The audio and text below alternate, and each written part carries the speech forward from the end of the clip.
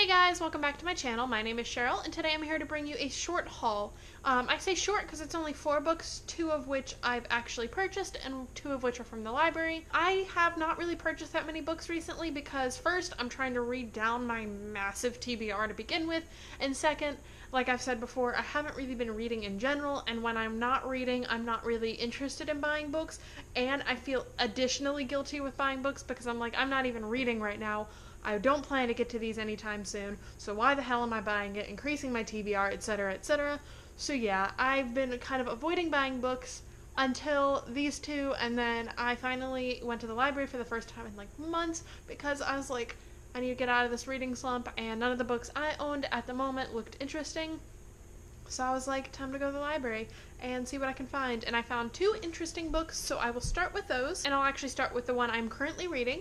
That is the 6th book in the Last Apprentice series, Clash of the Demons by Joseph Delaney. I've talked about this series quite a bit on my channel, considering this is, like I said, the 6th book.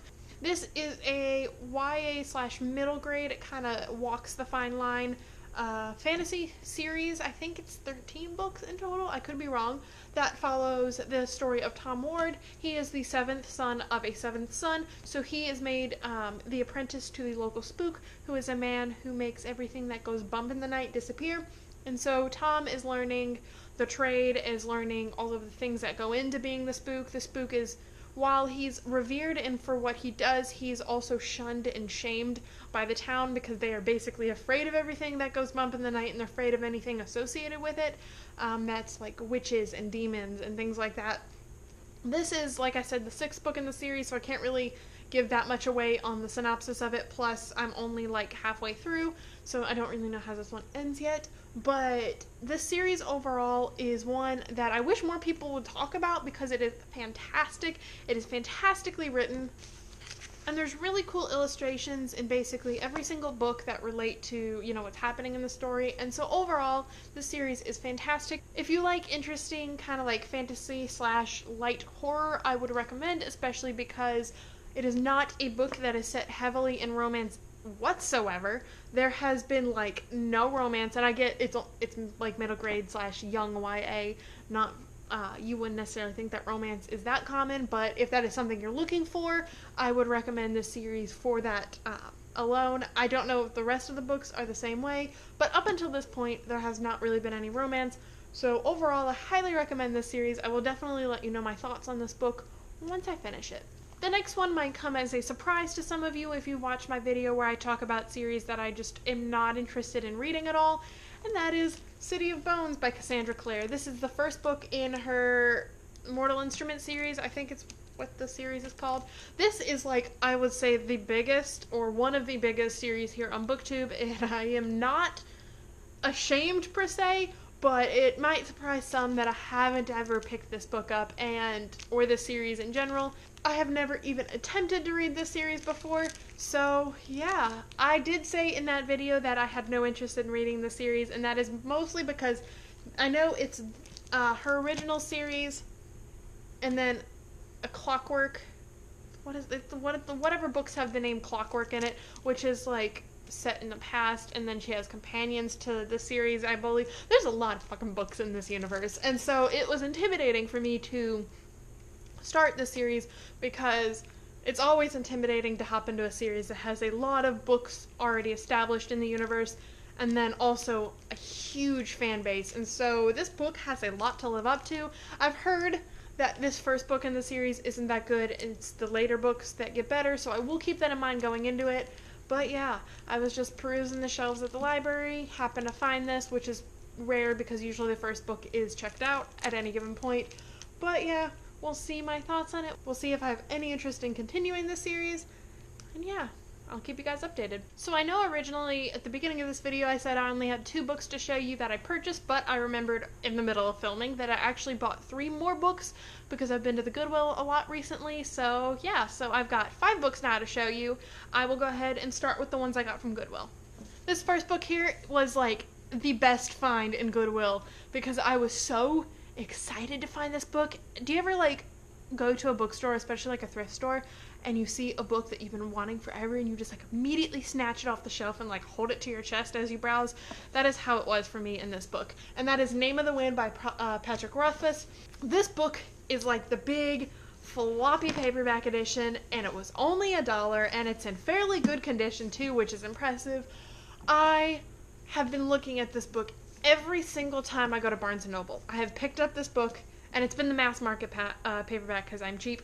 So every time I go, I pick up the mass market, and I look at it, and I debate whether or not I'm going to buy it, and I never have.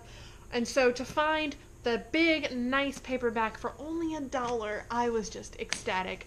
I really couldn't tell you much about this book, other than I know that it is a fantasy book, and I know that it is a favorite here on BookTube, and also that it is a very big book. So I definitely will let you know my thoughts on it when I get around to picking it up. So the next one I want to show you is one that I had actually a very similar reaction to as with The Name of the Wind, and that is American Gods by Neil Gaiman. Unfortunately, this is in the mass market, but you know what? Mass markets don't bother me the way they bother some people, and I was happy to find it for only $1, especially because this is in like really good condition. I don't even know if it has been read because the spine is not cracked at all. So yeah, I can't complain too much.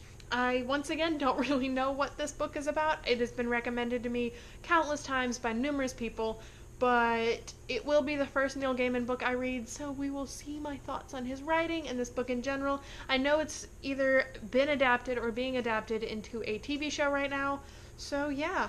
I don't know if I'll watch the show. I guess that depends on if I like the book or not, but yeah, we'll keep you updated on this one as well.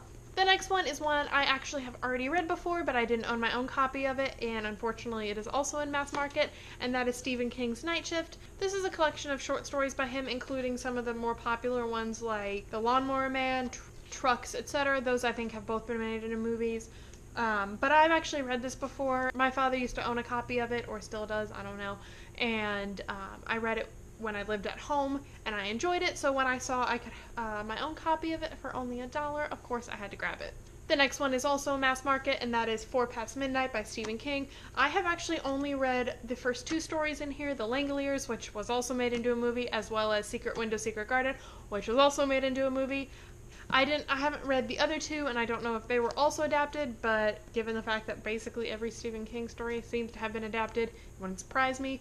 This is also, like I said, with the other one, a short story collection, although this only has 4 stories in it, as opposed to that one having like 12, I think. So these are a lot longer short stories.